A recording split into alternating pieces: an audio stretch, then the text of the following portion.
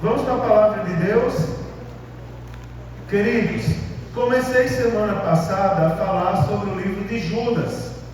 E eu fiz algumas considerações aos irmãos sobre o livro de Judas. Semana passada eu não consegui passar do primeiro versículo, mas eu quero ver se eu adianto um pouco, não é? o livro de Judas. Eu não tenho pressa não sei vocês, mas eu não tenho a menor pressa. Por mim eu fico o ano todinho falando, só Deus botar no meu coração eu falo, tá certo? Mas vamos ver o que eu consigo adiantar hoje. Falei para os irmãos que esse Judas aqui do livro não é o Judas Iscariote, tá certo? Não é aquele que foi discípulo de Jesus. Falei para os irmãos também que esse aqui não é o Judas filho de Alfeu. Por quê? Ele não é o Judas apóstolo, porque não há nenhuma menção aqui que esse Judas seja apóstolo. Esse Judas aqui é o que é meio-irmão de Cristo. É o que o consenso teológico ensina e é o que eu ensino também. É o meio-irmão de Cristo, irmão de Tiago, pastor da igreja de Jerusalém, tá certo? A maior igreja da época, a mais famosa da época. E falei para os irmãos que Judas, ele tem uma particularidade, que Judas, falando de uma linguagem simples, ele não dá uma carteirada acerca de quem ele é. Olha, eu sou irmão de Jesus. Não, ele diz Judas, servo de Cristo, servo de Jesus Cristo. E eu expliquei para os irmãos a motivação porque Judas se apresenta como servo de Jesus Cristo. Também eu disse aos irmãos que Judas não escreve a uma cidade, nem a uma região, nem a uma pessoa específica. Judas escreve a um grupo de pessoas de maneira universal.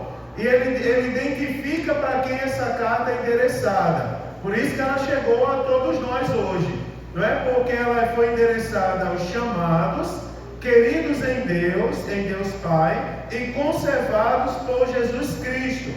E semana passada eu expliquei para os irmãos o significado de nós sermos chamados, de nós sermos queridos em Deus Pai e nós sermos conservados em Jesus Cristo. Também expliquei para os irmãos o significado da saudação de Judas, quando ele diz assim: a misericórdia, a paz e a caridade vos sejam multiplicadas. E eu disse aos irmãos, misericórdia tem por significado alguma coisa que a gente merecia receber e alguém não nos deu. Alguém teve misericórdia e não deu o que a gente merecia. Toda vez que falar da misericórdia de Deus, você lembra, nós merecíamos castigos terríveis, mas Deus teve misericórdia e não deu o que a gente merecia. É diferente da graça. A graça é o contrário. A graça a gente não merecia e Ele deu, É diferente. A misericórdia a gente merecia e Ele não nos deu. A graça a gente não merecia e Ele deu. Nós não merecíamos a salvação, mas Ele enviou o Seu Filho unigênito, para que todo aquele que nele crê não pereça, mas tenha vida eterna. Falei da paz que excede todo entendimento e falei do amor, do amor que está no coração. Para começar hoje, eu quero dividir a carta de Judas, montar aqui uma pequena estrutura da carta de Judas com os irmãos, para poder eu falar um pouco acerca de todas as partes. Primeira parte aqui, na verdade o livro de Judas, a gente pode dividir em duas partes. Judas tem 25 versículos.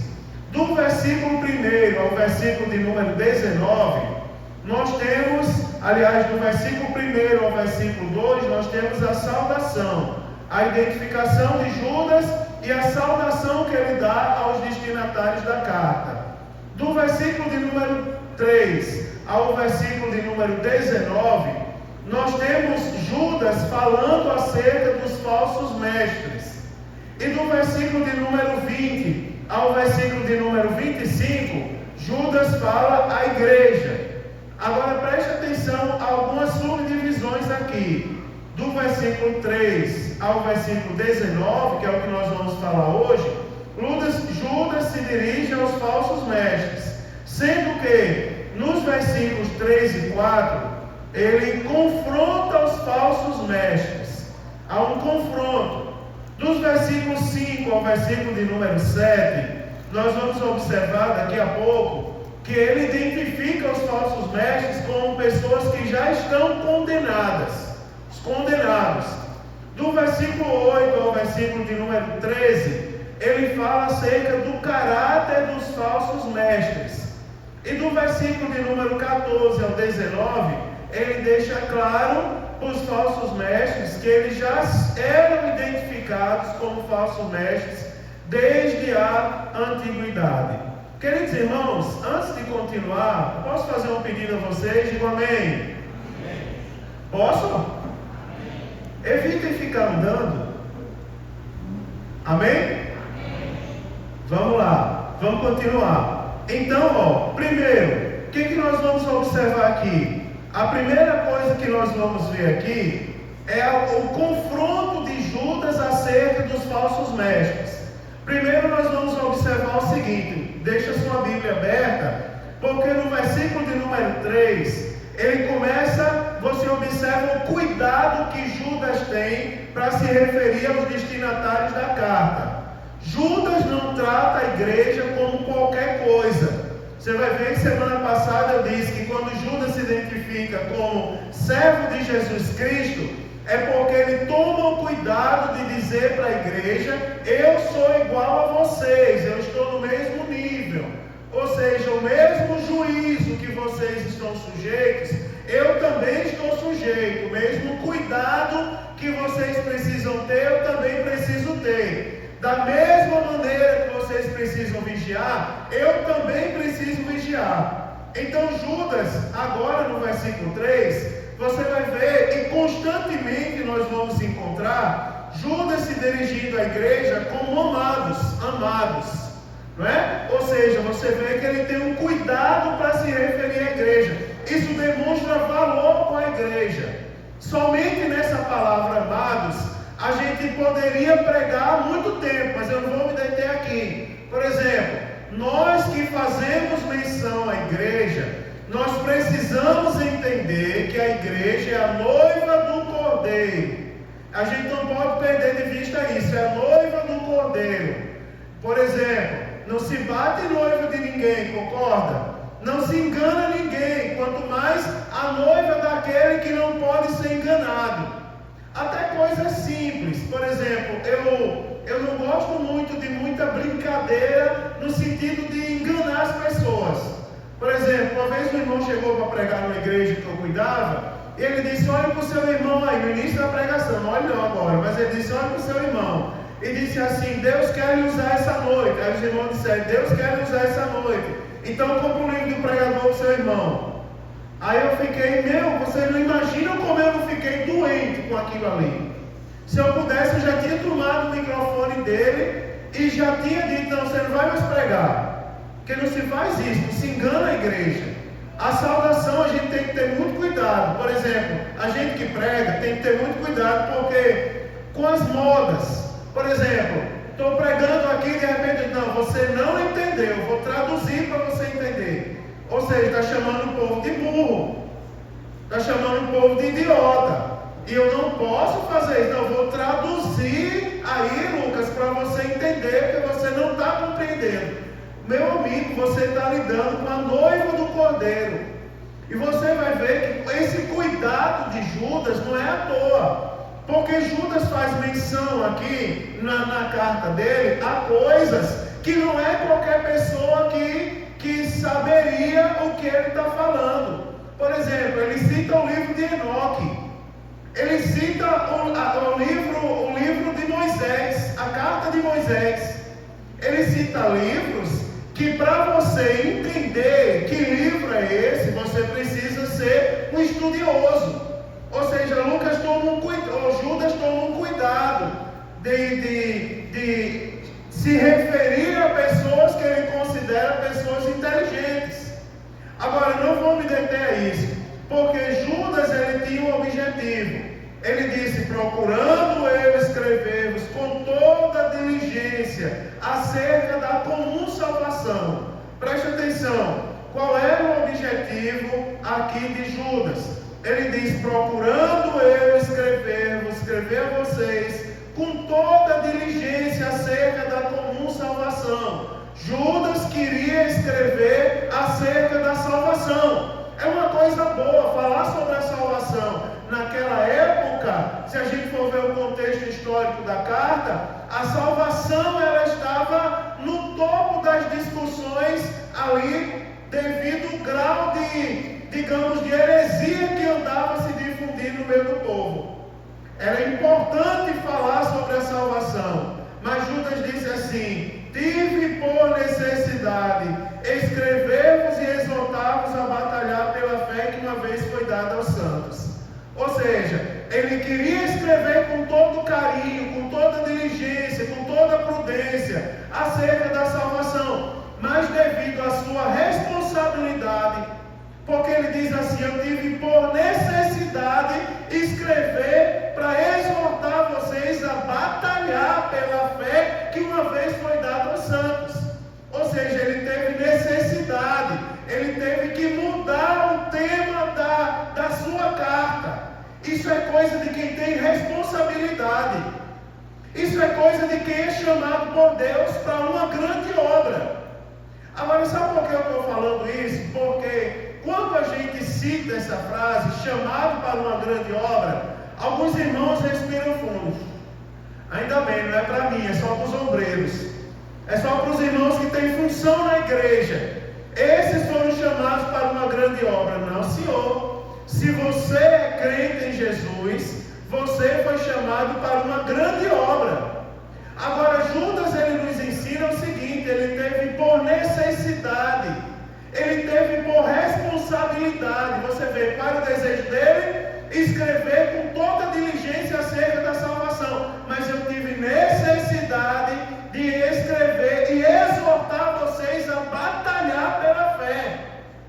Você vai ver o seguinte, irmãos, é aquele negócio que eu não faço a minha vontade. A minha visão agora, ela tem que estar voltada para Deus. Você imagina, quer ver, vamos pegar o contexto bíblico para a gente compreender bem isso. O rei Davi, chega um momento que ele deseja construir uma casa de cedro para Deus. Eu vou construir uma casa de cedro para Deus. Por quê? Eu habito em casa de cedro e meu Deus habita em tenda no deserto. Aí Deus faz Davi conhecer que não era a vontade dele habitar em casa de cedro naquele momento. Não, eu preciso que você faça isso. Eu tenho outra missão para você. Mas também Deus não frustrou o rei Davi. Ele diz, da sua descendência virá um que construirá uma casa para mim. A minha glória será sobre aquela casa. Você vai ver, Davi, ele tem um nome, ele tem um título honroso de o homem segundo o coração de Deus. E você vai ver que para o homem segundo o coração de Deus, o próprio Deus disse assim, não, eu não quero que você construa casa agora. Se você for ler o livro dos Atos dos Apóstolos, você vai encontrar o apóstolo Paulo querendo ir para uma direção, e o Espírito Santo dizendo, não, você não vai para lá. Fica onde você está. Aparentemente é uma coisa meio malvada, mas não é. O Deus que nós servimos, Ele tem planos. E Ele nos usa para cumprir esses planos. Quando Deus mudar a sua direção, você não murmure, você agradeça. Porque quem sabe Deus não está te dando um livramento. Ou quem sabe Deus não está te usando para uma grande obra. Você vê, Judas queria escrever sobre a salvação, mas ele observou alguma coisa que fez com que ele mudasse o assunto da carta. E tem mais, quando ele fala de fé, preste atenção no seguinte, que a salvação era uma coisa importante para ele escrever. Ora, o que vai dizer que a salvação não é importante, a gente saber sobre ela? É um tema espetacular para a gente falar. Mas exortar as pessoas a batalhar pela fé é urgente. Você vai ver, tem coisas importantes, mas tem coisas urgentes. Deus chama atenção para a gente, talvez você não entenda. que Deus está fazendo hoje, mas era importante, Senhor, fazer isso. Mas Deus tem urgência de fazer outra coisa conforme a vontade dEle. E eu vou lembrar para você que a vontade de Deus é boa, perfeita e agradável.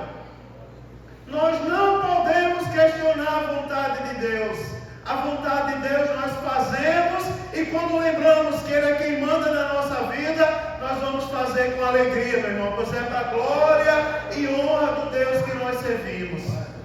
Observe, Judas ele escreve e diz, não, vocês precisam, antes de falar sobre a salvação, vocês precisam batalhar pela fé que uma vez foi dada aos santos. Sabe por quê? A fé estava ameaçada. E aí eu vou falar sobre a fé, né, irmãos? Algumas pessoas dizem, eu já vi pessoas falarem, pregarem, Gabriel, e dizerem que não precisa falar sobre, não precisa batalhar pela fé, porque a fé nunca vai sumir. Precisa, irmãos? Sabe por que os apóstolos escreveram cartas? Vocês já leram todas as cartas do apóstolo Paulo? Vocês já leram as cartas de João? Vocês já leram as cartas do apóstolo Pedro?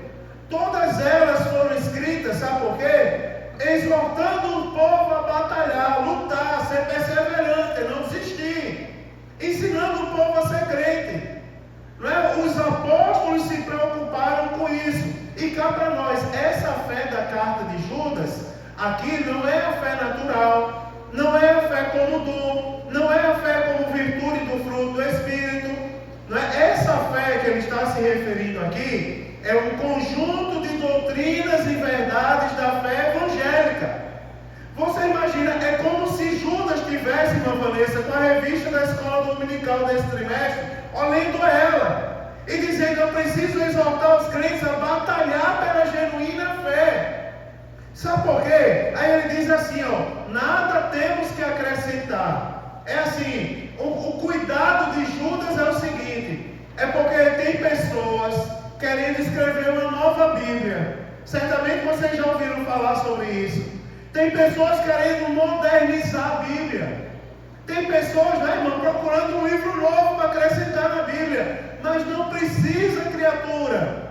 Uma vez um irmão chegou para mim e disse, pastor, eu concordo que a Bíblia tem que ser atualizada. Eu disse, você já leu a Bíblia quantas vezes? Ele disse, nenhuma. Meus criaturas, tu nem sabe nem o que tem escrito na tua Bíblia, porque tu quer acrescentar mais um livro na Bíblia que tu nem leu. Nós não precisamos acrescentar nada. Nós temos é que aprender e praticar o que nós já temos. O que Judas está dizendo aqui é isso. Olha, irmãos, não sejam enganados. Vocês têm que batalhar pela genuína fé. Quer ver? Não precisa ir muito longe. Vou falar uma coisa ridícula. Eu vi outro dia uma coisa, Jonathan, real, Mateus. Sabe o que era? Felipe, aliás. Errei o apóstolo, Felipe. Ô Felipe, eu vi uma coisa ridícula outro dia. Mas real, acredita, era verdade. Eu vi uma igreja onde tinha um ringue de MMA no altar da igreja. E estava o dirigente com o segundo dirigente lutando MMA. E o povo da igreja, irmão Laércio, dando glória a Deus para aquilo. O pastor dava um murro na cara do segundo dirigente. Aí o povo, glória a Deus. Aleluia, caiu os dois rolando do agarrado. Glória a Deus. E meu Deus, isso é uma igreja mesmo? Nós não precisamos disso. O irmão mais simples da nossa igreja sobe no altar da igreja, coloca a Bíblia sobre o púlpito e diz assim, irmãos, Jesus vinha chegando na cidade de Jericó e tinha um cego clamando, não é? Cego que a gente nem sabe o nome dele, que a gente sabe que ele era filho de Timeu por causa do que tinha escrito na capa, e ele clamava, né, Lazinho? E o quanto mais ele clamava, mais a multidão oprimia para que ele se calasse, até que Jesus disse, chama o cego, manda trazer até mim o cego que clama. E quando o irmão diz isso, a gente sente uma glória de Deus que cai do céu no nosso meio. A gente não precisa, irmãos, de outra Bíblia. A gente precisa fazer menção ao que nós temos em nossa mão. Agora, eu estou falando isso porque Judas, ele começa ele começa a dizer para a gente o seguinte: vocês precisam saber argumentar, vocês precisam saber responder, confrontar, vocês precisam aprender a defender a genuína fé de vocês. Olha, vocês sabiam que tem muita gente que não sabe a lição número 1 do discipulado, daquela revistinha do discipulado? Aquelas 10 coisas lá sobre Jesus. No princípio era o verbo estava com Deus, o verbo era Deus. Aí o primeiro ponto lá da lição diz assim: Jesus é Deus. Qual é a implicação de saber que Jesus é Deus? Ora, na hora que eu digo que Jesus é Deus, eu estou dizendo que Jesus pode fazer as mesmas coisas que Deus faz. Se eu digo assim, Mário é Maci, eu estou dizendo que o Mário, ele consegue fazer as mesmas coisas que ele faz. Mas você sabia que uma coisa tão simples, tem pessoas na igreja que não sabem falar? Judas está exaltando e dizendo: olha, vocês não podem ser qualquer tipo de crente, não. Vocês não foram chamados para isso, não. Vocês não foram chamados para viver na superficialidade, não. Vocês têm que conhecer a fé de vocês.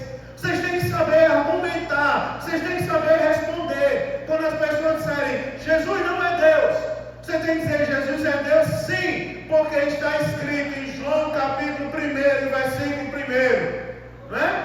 E começar a recitar o versículo. Pega a Bíblia, para você que pensa que eu não sei. Crente precisa saber, meu irmão, confrontar, se defender, porque nós somos atacados todos os dias.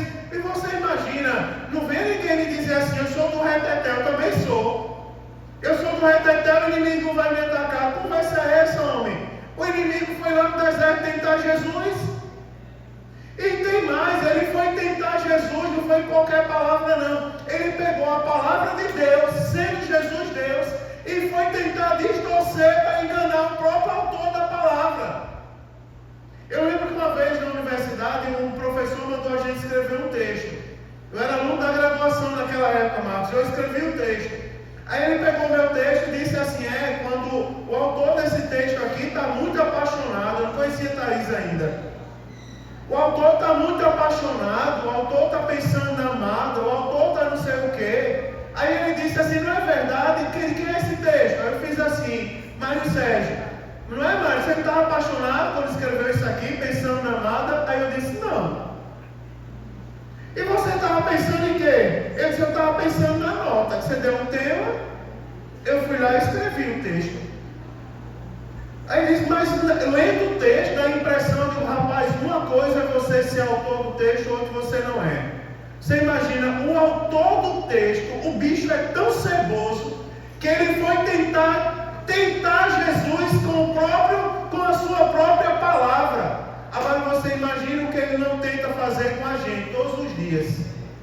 E se a gente não estiver preparado, irmão, para lutar pela fé, para batalhar na fé, aí a gente vai cair naquela história de dizer assim: ô Leozinho, agora o pastor não está aqui não, Leozinho, vamos dar hang loose agora, né?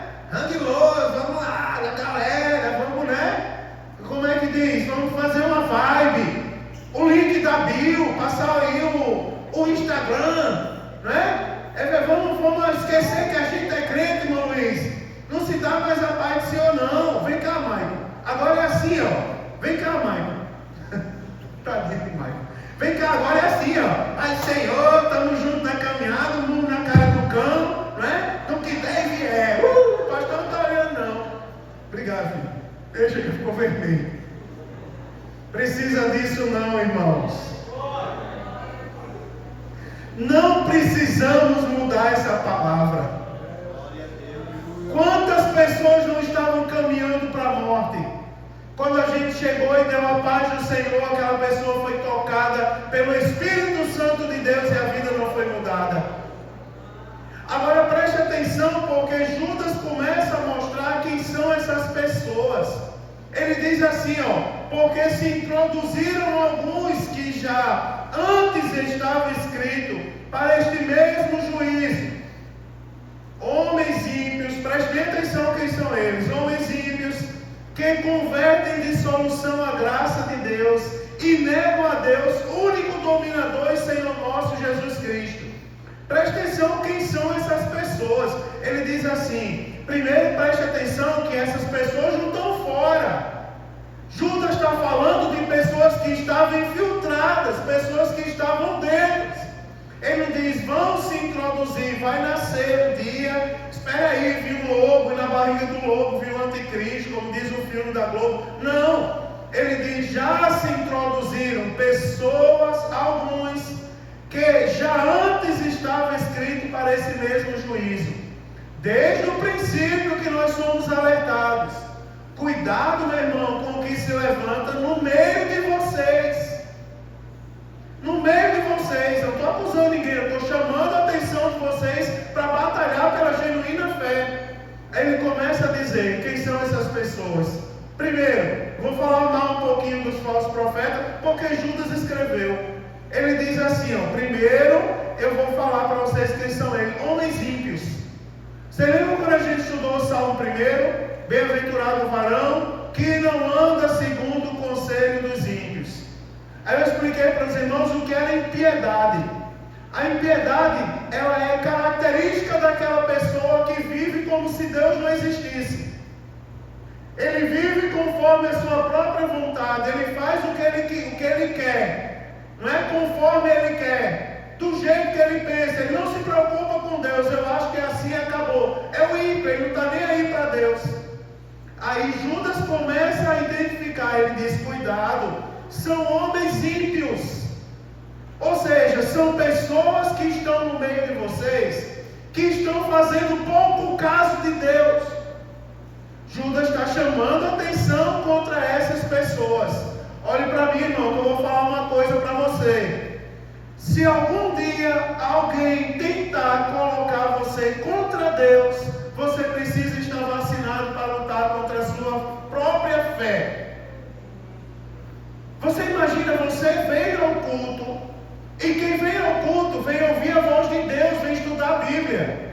E você imagina você chegar no culto e alguém perto de você, quando diz assim: coloque-se de pé para nós orarmos. Aí alguém perto de você: não, fica de pé não, vai ficar de pé, fica sentado mesmo. Precisa você ficar como a igreja não, faz do teu jeito.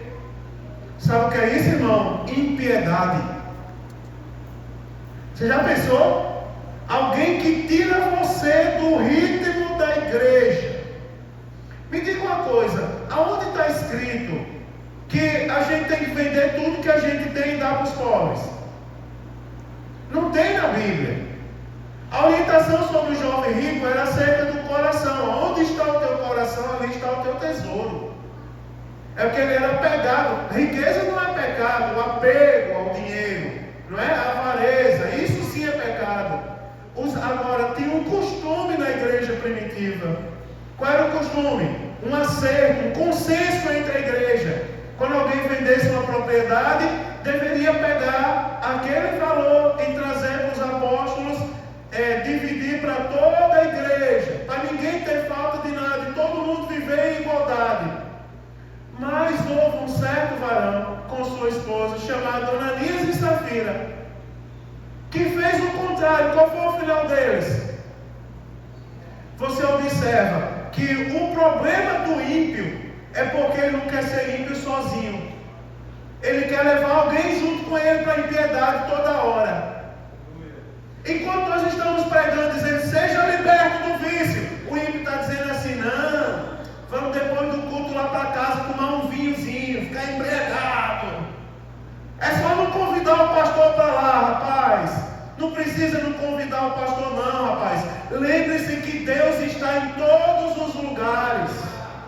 Agora eu estou falando isso, não estou mandando, não sou homem de recado. Eu estou ensinando a vocês que a primeira característica que Judas mostra dos falsos profetas que estavam infiltrados na igreja é que eles eram pessoas ímpias. Eram pessoas que faziam pouco caso de Deus. Irmão, se alguém tentar lhe tirar da presença de Deus, você está sendo vacinado essa noite. Não, senhor. Eu vou batalhar pela genuína fé em Deus. Eu não vou arredar o pé de ser crente. Não vou arredar o pé de ser crente. Se alguém lhe fala alguma palavra que contraria o que está escrito na Bíblia, irmão, você não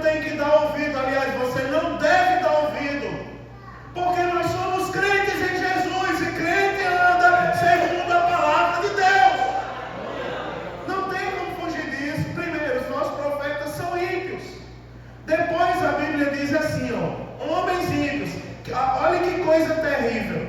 Converte em dissolução a graça de Deus. Sabe o que é isso aqui, irmão? A dissolução. Você imagina, são pessoas dissimuladas. São pessoas que parecem até que são crentes. Você vê, são ímpios. Você vai ver a segunda coisa agora. Eles convertem em dissolução. Me diga uma coisa, uma pessoa honesta, ela precisa dissimular alguma coisa? Precisa imitar alguma coisa? Você já viu aqui, uma vez eu gritei na igreja, e eu disse assim, tinha uns menininhos na igreja que estavam pendendo para o outro lado. Aí eu, uma vez no meio da pregação, me empolguei, seja homem, rapaz! Seja homem, olha para o teu pastor, imita o teu pastor, rapaz! Para de imitar coisa aí fora, imita o teu pastor! Sabe por quê? Pode ter a voz engraçada, nordestino, mas tem uma coisa, é um homem inteligente, leitor da palavra, todo dia está orando. Não tem do que se envergonhar. Não é verdade, irmão? Quem imita o pastor da igreja está imitando o homem de Deus. Quem imita os homens de Deus está imitando coisa boa. E tem mais, eu vou dizer, a gente não precisa dissimular nada. Já pensou, irmão Antônio, para eu demonstrar ser santo para a igreja, eu vou chegar aqui, amados irmãos, só um minutinho. Primeira coisa que Thaís vai dizer, queima ele, Jesus. De lá para cá. Não precisa dissimular, meu irmão. Quem é honesto não dissimula. Quem é crente não é crente lá fora de um jeito e aqui dentro de outro não. Aonde estiver crente, aonde estiver cheio do Espírito Santo de Deus. Não é verdade? Ele não canta o hino 15 lá fora, o baiano não, o vaneirão não. Ele é crente toda hora. Do vaneirão já saí, meu irmão, não vou dar passo para trás não. Cuidado, porque Judas diz, eles são dissimulados. E quer ver o que mais, como isso é sério? Porque ele diz assim, que convertem dissolução a graça de Deus. Quer ver uma coisa? Sabe o que é essa dissolução aqui? Se você for olhar no original, Robson, essa dissolução aqui literalmente é perversão sexual. Eles convertem, você imagina, ele pega a graça de Deus. Você sabe o que é a graça de Deus? Algo que a gente não merecia. Eu falei há pouco tempo, irmã Cris, e Deus nos deu. A gente não merecia ser salvo, mas Deus mandou Jesus. Você imagina o tamanho da reverência que a gente deve ter quando a gente lembra disso, a graça de Deus. Mas ele pegava a graça de Deus e convertia, segundo está escrito aqui, em dissolução, ou seja, em perversão sexual. Sabe o que isso significa? É que dizia assim, rapaz, você já é salvo, você já foi alcançado pela graça, nada pode tirar você da graça. O que dizia, nada afasta você de Deus. Pode fazer o que você quiser, porque nada vai tirar o que Deus já lhe deu. Irmãos amados, nós não cremos na predestinação absoluta. Uma vez salvo, salvo para sempre. Não. A nossa Bíblia diz assim, e ao que vencer, de maneira alguma riscarei o seu nome do livro da vida. Um dia eu falei para vocês, uma coisa é eu chegar no ambiente e meu nome não está no livro. Já pensou, você tenta entrar no ambiente, aí a moça lá da recepção vai dizer assim, não, você não pode entrar porque seu nome não está no livro. É uma coisa, você vai sentir vergonha.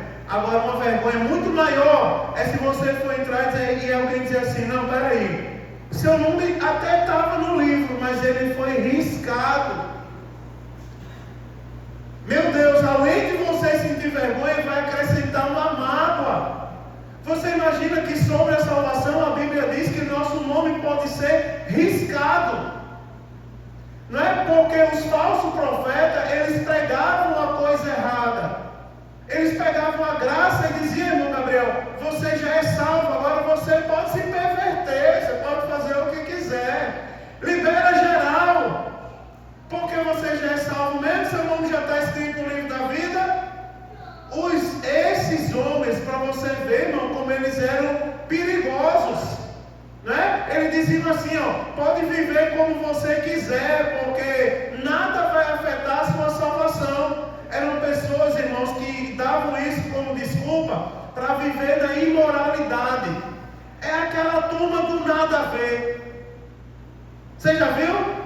Pensar que eu não ia falar isso, eu vou falar. É aquela turma que diz que não tem nada a ver. Tem a ver chamar um palavrãozinho? Claro que tem.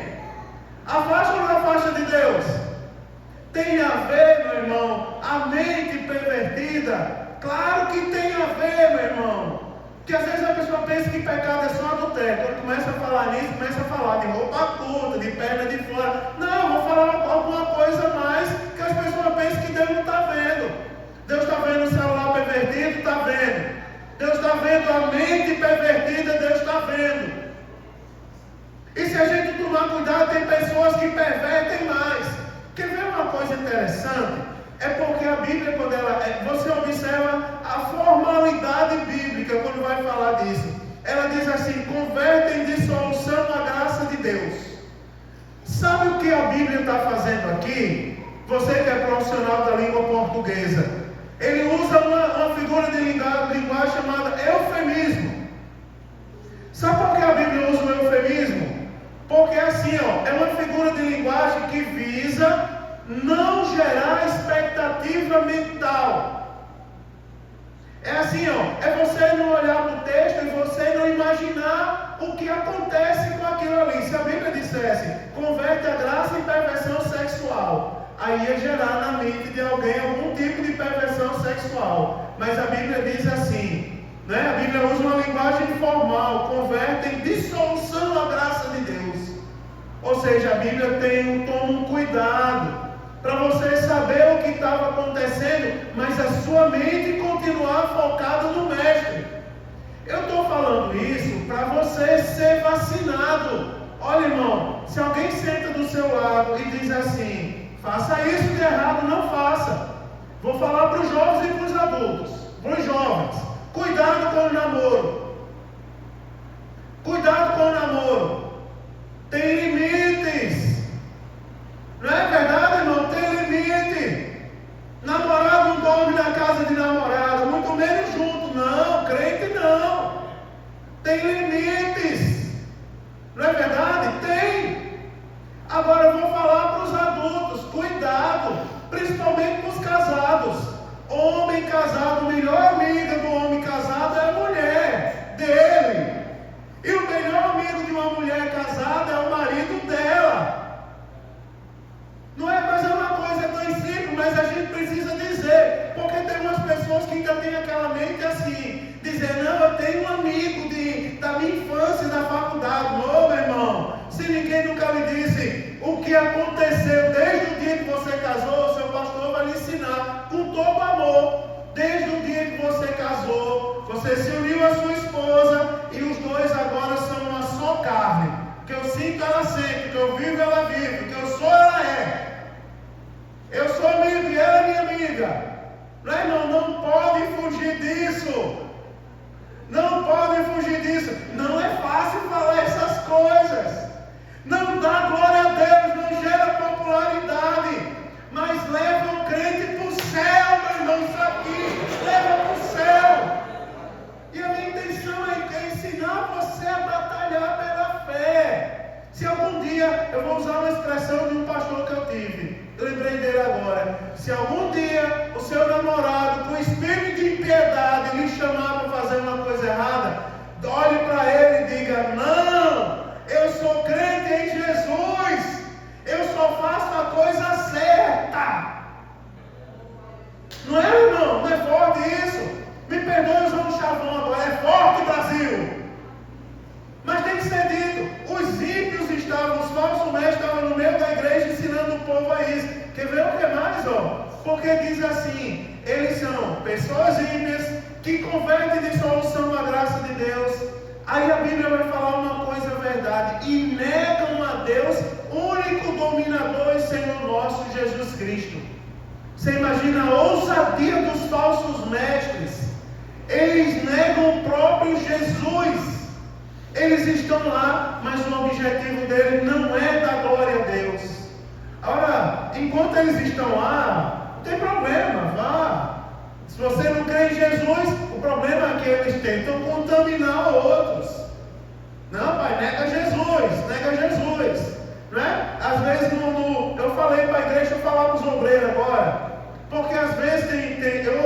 vez, quando eu era coordenador, fazia parte da coordenação geral do discipulado. Para ser obreiro tem que pegar a declaração do discipulado lá, que é discipulador. Aí eu estava lá uma vez de plantão na sala do discipulado, aí chegou um obreiro que foi indicado ao presbitério. Aí eu disse assim, aí ele disse, pois não, o que é que eu posso lhe ajudar? Aí ele disse, pastor, eu preciso do papel para ser obreiro, a declaração. Eu disse, tá bom, filho, você está feliz? Eu disse, não, não é para que está feliz não. O pastor estava lá na igreja, o pastor disse assim, vai lá e eu vou te indicar para ser presbítero. Aí eu vim aqui, que o pastor mandou. Eu disse, mas você não quer não ser? Ele disse, não, por mim não faz diferença não. Eu disse, então filho, eu vou lhe deixar feliz. Volte para casa, eu não vou lhe dar a declaração. Aí você diz ao pastor assim, pastor, o pastor lá do discipulado disse que ia me deixar feliz. Já que eu não estou ligando que isso não faz diferença, então não precisa ser, pronto, você não vai ser presbítero, você não quer mesmo, não faz conta disso, não é crente? Irmãos amados, você acredita? Meu nome é Mário Sérgio de Araújo Silva, filho de Nilton Martins da Silva, Emília Maria de Araújo Silva, morador, nasci e me criei no pé do Morro de Mãe Luísa, lá em Natal, uma comunidade extremamente pobre. Você imagina que há 2 semanas atrás eu saí daqui, depois do culto, foi todo mundo embora, eu estava sem sono, eu digo, eu vou orar pela igreja, e saí, atravessei a rua, fiquei lá do outro lado, olhando essa igreja de frente, e eu comecei a chorar lá do outro lado, lá de Macaé, cheguei a vontade de chorar de novo, e dizer, obrigado Jesus, de onde eu vim, e o Senhor me deu o privilégio de ser pastor de uma igreja bonita como essa, cheio de crente abençoado. Você imagina, irmãos, que privilégio é ser presbítero da igreja, ter a autoridade de impor a mão sobre um crente que vai morar no céu.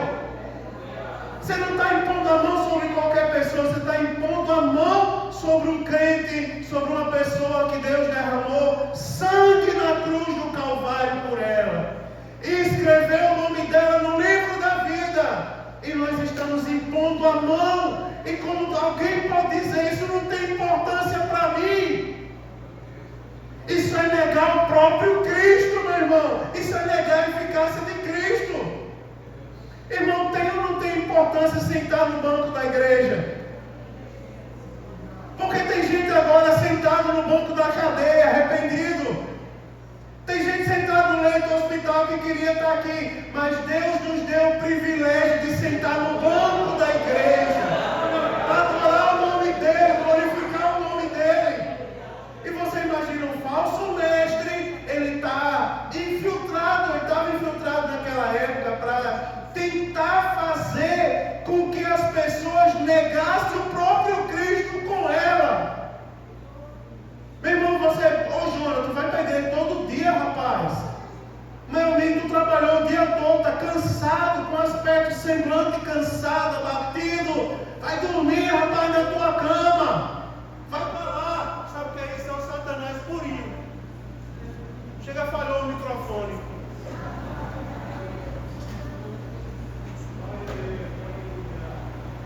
Chega, falhou o microfone. Deixa minha voz bonita.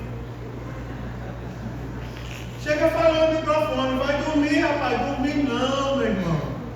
É um privilégio estar na casa de Deus, de dia e de noite adorando o nome dele, glorificando e exaltando o nome dele. Não é um privilégio. Mas o falso mestre, ele estava tentando negar isso. Agora é assim, ó, se você observa o livro de Judas ele gostava do número 3. Porque você vai observar, logo na carta ele vai dizer, aos chamados, queridos de Deus Pai, conservados em Jesus Cristo. 3. Aí ele vai falar, misericórdia, paz e caridade. 3. Ele sempre vai colocando 3. Porque agora ele vai fazer uma comparação de quem são esses falsos profetas. Do versículo de número 5 ao versículo de número 7, ele agora vai mostrar para a gente que eles são condenados. Eles não são pessoas passíveis de confiança. Vou falar isso e a gente termina. Primeiro, você vai ver a primeira comparação que ele faz. Versículo 5 é um, versículo 6 é outro, versículo 7 é outro. Primeiro ele vai comparar as pessoas que saíram do Egito. Ele diz, mas quero lembrar-vos, como a quem já uma vez soube sobre isto, que havendo o Senhor salvo um povo, tirando da terra do Egito, destruiu depois os que não creram. O que é que ele está lembrando aqui? Pessoas que passaram 400 anos na escravidão do Egito. Aí Deus foi lá e tirou o povo. Operou um milagre. Você começa a imaginar as pragas do Egito. Você imagina que as pragas faziam os egípcios sofrer, o povo de Deus não. Imagine a cena daquele anjo da morte passando e chegando na casa dos crentes e tendo a marca do cordeiro, o sangue, e ele não entrando. Só para você ver o tamanho do milagre. Vocês já pensaram que é o mar se abrir? O mar se abrir, ficar 2 paredes de água e o povo passar pés enxutos? Você imagina a admiração. Uma vez disseram assim, como pode Miriam ter cantado e dançado com meu amigo até eu? Eu não estaria sentado como esses irmãos aqui, sentadinho, batendo esse pandeiro, não. Eu tinha pego o pandeiro, diga, vamos lá, né? Já tinha cantado. Já estava lá dançando e batendo o pandeiro também. Porque não foi qualquer coisa que eles viram. Você imagina, eles viram o mar se abrir, eles passaram a pés enxutos. Agora quer saber o que foi que esse povo fez? Esse povo abusou da graça de Deus. Esse povo aqui, meu irmão, foi o que eles fizeram no deserto. Deus livrou no Egito, tirou da escravidão do Egito. Deus mandou eles irem à terra que manda leite e mel. Rumo à terra que manda leite e mel. Foi o que eles fizeram no deserto. Eles se prostituíram, eles murmuraram, e quer ver o que mais? Eles adoraram outros deuses. Qual foi o resultado para eles? Eles pereceram no deserto. Exceto Josué e Caleb, os outros morreram tudo no deserto. Porque escolheram o caminho da prostituição, da murmuração, da idolatria e deram as costas para a graça de Deus. Aí colocou Judas, ele disse assim, lembre-se que o mesmo Deus que salvou o povo, ele destruiu os que não creram. É um alerta. Sabe qual é o caminho dos falsos profetas? Serão destruídos. A pergunta é, sabendo disso, irmão, será que tem alguém que ainda vai seguir falso profeta? Será que ainda tem alguém que vai cair, no conto de fada de falsos profetas? Porque depois que ele fala isso, ele compara agora aos anjos que não guardaram o seu principado, versículo de número 6, mas deixaram a sua própria habitação, reservou na escuridão, em prisões eternas, até o juízo, não é, daquele grande dia. Agora ele está falando de Satanás e seus anjos. Sabe para que o Satanás foi criado? Sabe para que seus anjos foram criados? Foram criados para a glória de Deus. Foram criados para glorificarem a Deus. Mas o que foi que eles fizeram? Abusaram ou não abusaram da graça? Abusaram ou não abusaram da santidade de Deus? Foi o que eles desejaram, sentar no trono de Deus. Por causa disso se rebelaram como se rebelaram contra o próprio Deus. Queriam ser como Deus. Não se contentaram em ser servos. Aí a Bíblia Sagrada vai dizer para eles, sabe o que Deus reservou? Na escuridão, em prisões eternas, até o juízo daquele grande dia. E para terminar, para os irmãos entenderem o que Judas fala sobre os falsos mestres.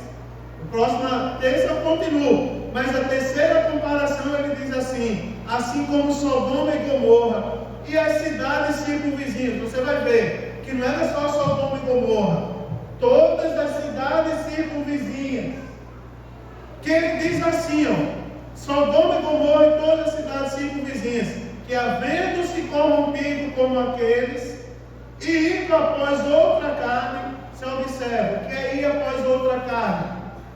Ô meu irmão, é homem com homem, é mulher com mulher. Você vai ver o grau de perversão sexual que era pregado. Olha, irmãos, lembre-se das terças passadas. Eu nunca vou falar de roupa aqui. Ninguém nunca vai se magoar comigo por causa de roupa. A única coisa que eu digo é assim, ó, se coloque diante do espelho e diga: Senhor, a minha roupa glorifica o teu nome? E Deus com certeza vai falar, não é, irmãos? Eu não vou dizer o que ninguém deve vestir. Eu acho que a nossa consciência tem que estar boa com Deus. Fala de Sodoma e Gomorra, né? Havendo corrompido como aqueles indo após outra carne. Aí olha o que aconteceu com eles. Foram postas, por exemplo, sofrendo a pena do fogo eterno. Você vai ver que os falsos mestres, agora eles são comparados ao povo que saiu do Egito. Eles são comparados agora aos anjos decaídos. E eles são comparados a Sodoma e Gomorra. Meu irmão, olha quem são essas pessoas que estão tentando enganar o povo de Deus. Agora, quer ver uma coisa? E eu termino agora. Veja lá no versículo de número 23. Para eu terminar. Quando Judas, agora ele está falando dos falsos mestres. Mas a partir do versículo 20 ele começa a falar para a igreja. Aí ele diz assim no versículo de número 23, ele diz assim: e salvai alguns, arrebatando-os do fogo. Ele recomenda o discipulado, mas ele fala para os discipuladores também, porque ele diz assim, ó: tende deles misericórdia com temor. Olha que coisa interessante, tende deles misericórdia com... Mas ele termina, olha como a Bíblia é bonita de ser estudada. Porque ele diz: tende dele misericórdia. Ele está falando aqui dos crentes que tinham na igreja, que infelizmente caíram na cabeça e caíram no engano dos falsos mestres. Aí ele recomenda a igreja, que a igreja é para trazer eles de volta, cuidar deles. Mas ele diz uma coisa interessante, irmã Cecília, porque ele diz assim, ó, ele diz: aborrecendo até a roupa manchada de carne. Ele faz a observação: com temor, aborrecendo até a roupa manchada de carne. Eu vou falar. Sabe o que é que Judas está dizendo? Se você viu alguém que foi enganado por um falso mestre, você deve abraçá-lo e trazê-lo de volta à presença de Jesus. Mas preste atenção aos limites. Ele está dizendo assim: cuidado. Vou falar de uma linguagem simples. Para eu trazer alguém pervertido sexual para a presença de Deus, eu não preciso falar fino como ele. Para eu ganhar uma pessoa para Jesus que está na prostituição, eu não preciso me prostituir como ele. Ele está dizendo: vigiem. Ele está falando, por exemplo, para nós homens: se você tiver de atender uma mulher, sua esposa tem que estar junto. Ele está mandando vigiar. Ele está dizendo: olha, mulher, se você for, tem que aconselhar o homem, seu marido tem que estar junto. Ou seja, cuidado até com as vestes sujas de sangue. Eu vou lembrar vocês que eu falei terça passada. Tinha um rapaz que a gente cuidava, não era? A gente levou ele para uma clínica de recuperação, levou, dependente químico, voltou de lá dizendo que estava curado. Eu disse a ele: você não está curado ainda. Não está curado. Nenhum da gente, irmãos, deve se engrandecer e dizer assim: eu vou lá colocar a mão na boca do crocodilo, porque ele não vai fechar a boca com minha mão lá dentro. Vai nessa. Quem nunca viu uma onça? Alguém que já viu uma onça na sua frente? Eu já vi. O dente dela é esse aqui, ó. Se brincar, é maior que esse dedo meu. Aquelas presas que ela tem assim. É um dentão assim. Aquilo ali, se pegar, arranca mesmo um pedaço. Aí vai alguém dizer: não, botar o braço na boca da onça que ela não vai morder, que eu já estou salvo. Vai nessa. Judas está falando isso, irmão. Não brinque com o perigo. Aquele homem veio para a igreja dizendo que eu estou curado, eu não sou mais, não cai mais nada. Rapaz, tu tem que vigiar. Eu não preciso vigiar. Entrou um bêbado na igreja e disse: eu vou lá, eu tenho experiência. Não, sai daí, rapaz. Não vá se meter a beijo. Ficou lá do lado dele. Eu olhei para a Thaís, ela olhou para mim. Você está sentindo o que eu estou sentindo? Estou. Você está vendo o que eu estou vendo? Estou vendo. Sabe o que aquele homem estava fazendo? Ele estava sentindo o cheiro da bebida de novo. No que ele foi sentindo o cheiro da bebida, você estava lá nesse dia. Ele foi lembrando daquela época da bebida. Sabe o que aconteceu naquela noite? Ele se desviou da igreja e voltou para o mundo da bebida. Porque é assim, irmão, o cuidado que você precisa ter com os falsos mestres não é à toa. Que ele é comparado aos que saíram do Egito. Quem tirou do Egito? Eles viveram coisas maravilhosas, mas eles foram condenados porque caíram no engano da idolatria, da prostituição, da murmuração.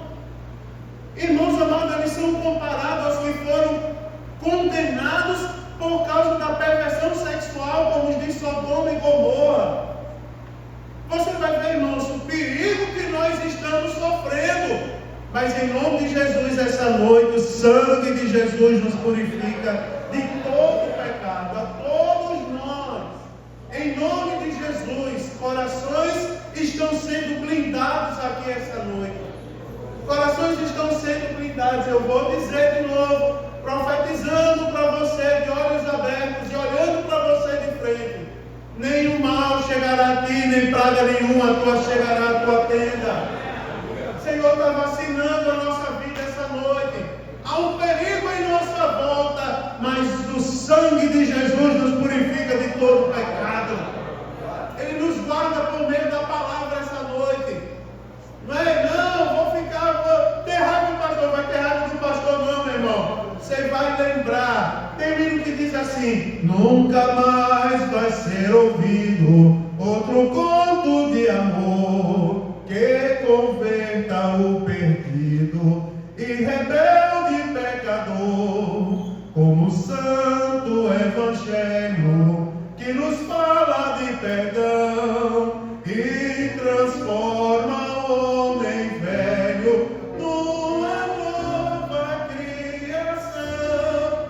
O Espírito de Deus está andando aqui essa noite e blindando o nosso coração em nome de Jesus. Coloque-se em pé para nós orarmos. Coloque em pé para nós orarmos. E pense agora você mesmo como é uma honra estar aqui. É uma honra. Olhe para a sua igreja. Que igreja abençoada, que povo abençoado. Não é verdade? Que povo abençoado, que povo feliz. É ou não é, irmãos? Diga, é um privilégio, não é, filho, fazer parte de uma igreja como essa. Você imagina, Jesus nos colocou aqui, irmãos, no melhor lugar para nós estarmos essa noite. Sabe por quê? Nós estamos reunidos no mesmo propósito, em volta da mesma pessoa. E lá no Apocalipse, a Bíblia diz que João, quando olhou, ele viu os 7 castiçais, que são as 7 igrejas, traduzindo as 7 igrejas, conforme o próprio texto diz. O Apocalipse não é uma coisa obscura. Ninguém diga assim: meu Deus, o Apocalipse é o pior livro da Bíblia. Não é. Porque ele começa dizendo revelação de Jesus Cristo. Revelação não é uma coisa